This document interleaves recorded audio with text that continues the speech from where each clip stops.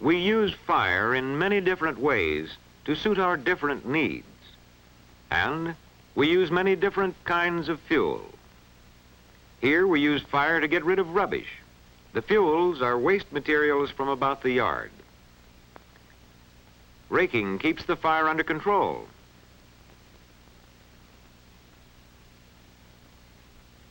When we use fire to cook our food, gas may be the fuel. The burner knob controls the size of the flame by regulating the flow of fuel that reaches the burner.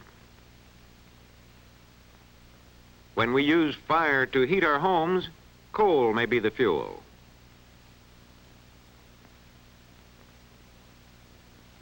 Furnace fires are controlled mainly by adjusting the draft opening on the ash pit door. When we use fire to produce light, kerosene or gasoline may be the fuel. Turning a knob regulates the flow of fuel and controls the flame. But whatever the purpose of the fire, or the kind of fuel, or the method of control, all fires depend upon the same principles. In order to learn more about fire, let's study the campfire these boys are building. Dry bark and twigs are good to start the fire, and the boys have heaped them at the center of the pile of fuel. They have chosen a site in a clearing so that the campfire can't spread out of control. Larger branches will keep the blaze going after the bark and twigs burn out. Now the pile of wood is ready. Heat from the match flame soon sets fire to the bark and small twigs.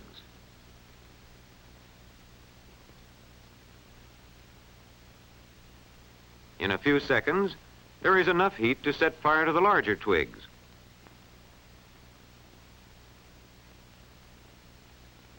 Finally, the branches begin to burn.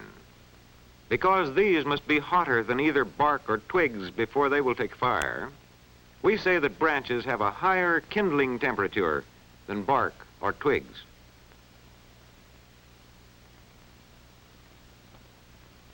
The boys want a bigger fire, so they do two things. First, they bring more branches and place them on the burning heap.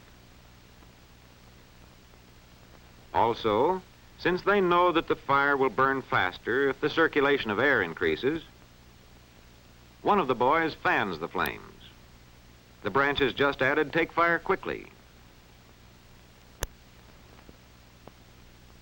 With a campfire burning well, and with plenty of fuel to keep it going, the boys stretch out to enjoy its cheery warmth. When we watch a fire burning, we must keep in mind that we cannot see all that is actually happening. What are some of these important actions? For one thing, gases are given off from the heated pieces of wood. Here, black dots represent these gases. Oxygen, represented here by white dots, is part of the air surrounding the fire. When oxygen joins with the wood gases heated to their kindling points, burning takes place. As the oxygen and the heated gases burn, another gas, carbon dioxide, forms. The black dots joined with white dots represent carbon dioxide. The large black circles represent unburned soot particles that rise as smoke. All the while, fresh air flowing in at the bottom of the fire supplies needed oxygen. The fire burns as long as there is fuel and oxygen.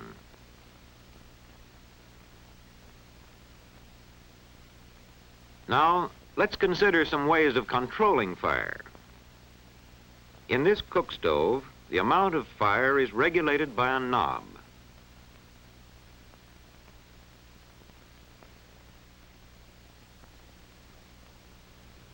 When it is turned on, the fuel gas flows into the burner. It draws oxygen along with it through the air intakes.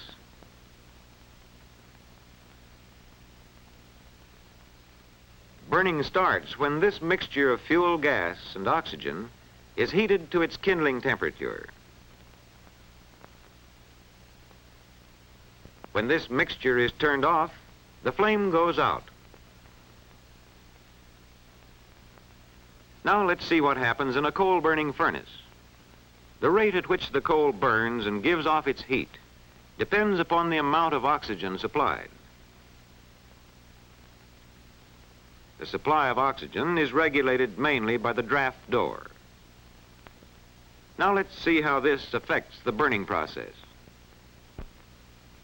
With the ash pit draft door only partly open, a moderate supply of oxygen flows into the firebox.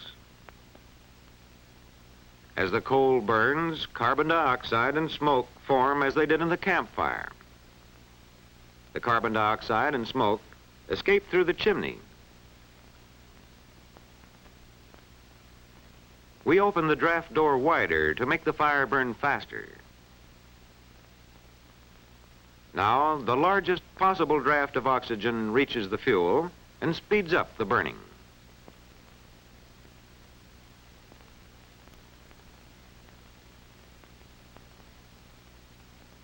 Although fire under control may be helpful to us in many ways, fire handled carelessly may cause trouble.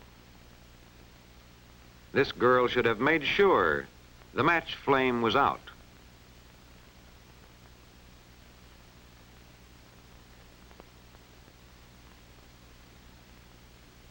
Fortunately, she knows what to do. Pouring water on the flame does two things. It cools the fuel below its kindling temperature, and it shuts off the oxygen supply. Many accidental fires begin when small children play with matches. This little boy has seen his parents strike matches, so when he finds them lying around, he wants to try it too. But this new plaything gets too hot to hold. The panda bear takes fire, and the situation is beyond the child's control. It's a good thing that Mother is close by and can come to the rescue. The thick rug shuts off the oxygen supply, and the fire goes out. Some fires start from faulty wiring, such as a frayed lamp cord.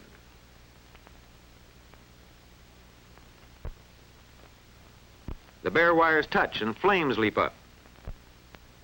This home has a fire extinguisher handy, and the boy knows how to use it. How does this liquid put the fire out? Once in the open air, the liquid quickly changes into a gas. This gas will not burn. Instead, the gas builds up in layers around the burning fuel and gradually shuts off the flow of oxygen into the burning zone. Cut off from its oxygen supply, the fire goes out. We have seen that three things are necessary for fire. First, we need fuel. Second, we need enough heat to raise the fuel to its kindling temperature. Third, there must be a supply of oxygen. Without oxygen, there could be no fire, even though we have plenty of fuel and enough heat to raise the fuel to its kindling point.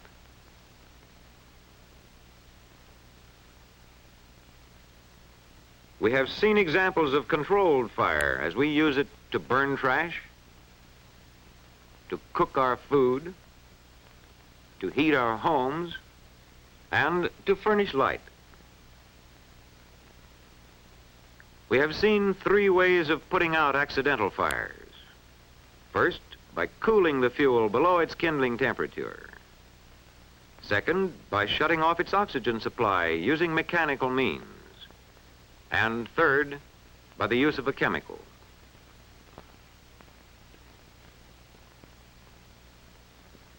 As long as we keep fire under control, it serves us well.